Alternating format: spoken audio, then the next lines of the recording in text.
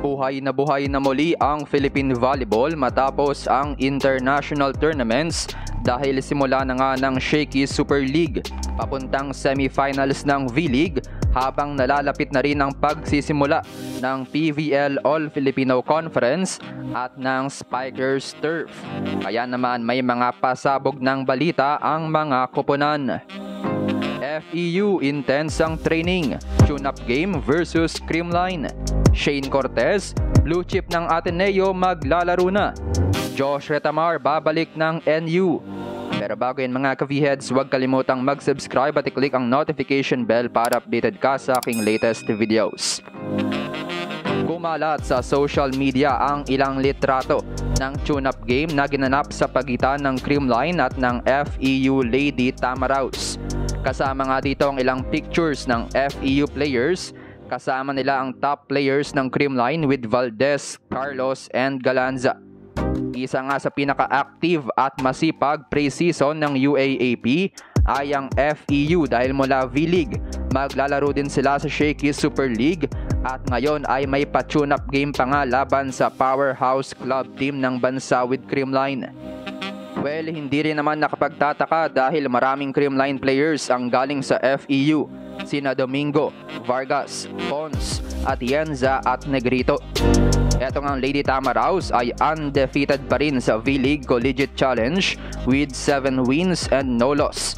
Kaya yung tune-up at training nila ay parte na rin ng preparasyon para sa semifinals laban sa Perpetual at ang kanilang stint sa Shakey's Super League. Anyway, sa group photo nga ng dalawang team sa tune-up ay may kaunting revelation na naganap para sa Creamline. Ito nga ang presence ni Mafe Galanza at Thea Bonafe sa tune-up, ang matagal ng rumored players na sasama sa roster ng Creamline.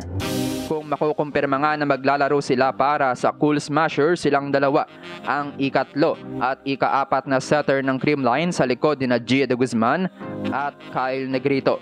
At hindi nga imposible na at least isa sa kanila ay maglaro na next conference para maging backup ng bagong main setter na si Kyle Negrito dahil wala nga si Gia de Guzman na maglalaro para sa Denso Iribis sa Japan.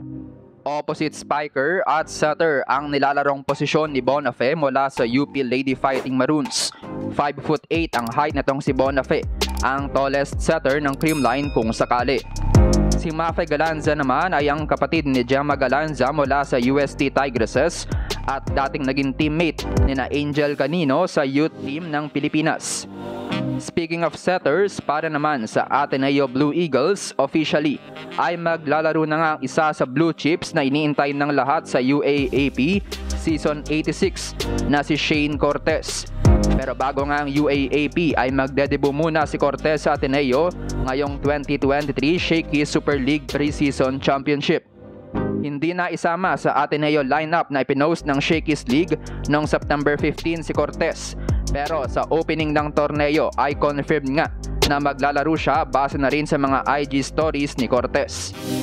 Siya ang isa sa asahan ng Ateneo sa kanilang pagbawi sa 5th place finish last year at ng 6th place finish sa UAAP Season 85. Sasamahan siya ng veteran Eagles na sina De Guzman, Minor at ang bagong libero captain na si Roma Doromal. Isa pa nga sa pasabog ng Ateneo ay ang pagbabalik ni Ayumi Furukawa sa koponan at ang awaited debut ni J-Lo de los Santos. Magpapakilala rin muli ang super rookie na si Jenna May Hora at ang mga bagong recruits ni Coach Veloso na nakuha mula sa tryouts. Para naman sa men's division, isa pang setter ang magbabalik para naman sa National University. Walang iba kundi si Josh Retamar, ang isa sa best setters ng bansa ngayon. Base sa isang IG story, makikita na kasama na muli ng NU Bulldogs ang A-setter at mukhang itinago nga lang talaga siya ni Coach Dante para sa UAAP Season 86. Hindi pinalad ang NU na makapasok sa semifinals ng V-League Collegiate Conference Men's Division matapos ang mga talo kontra UST, Perpetual at Ateneo. Undefeated pa rin ang NU Men's Volleyball sa UAAP mahigit 4 na taon na. Kaya yan nga ang balak depensahan ng Bulldogs kasama si Josh Retamar.